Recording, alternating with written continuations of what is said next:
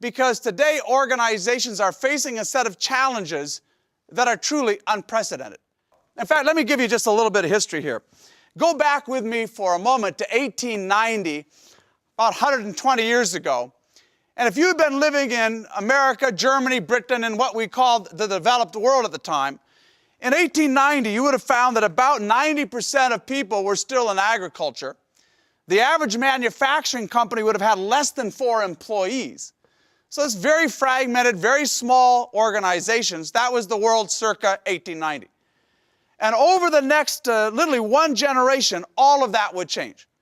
By 1915, 25 years later, Ford Motor Company is making more than 500,000 automobiles a year. U.S. Steel has become the first company in the world that has a $1 billion market capitalization. And in that tiny sliver of time, in one generation, almost all the tools of modern management get invented.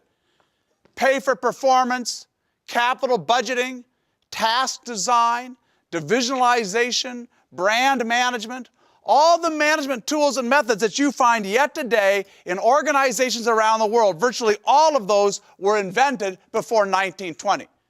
And most of them were invented by individuals who were born in the middle of the 19th century. That's what we can call Management 1.0. In fact, if you were going to plot the evolution of management over this last 100 years, it would follow kind of a classic technology S-curve, right? A lot of innovation 100 years ago, a lot of new thinking, and then over time, slowly, that pace of evolution slows down.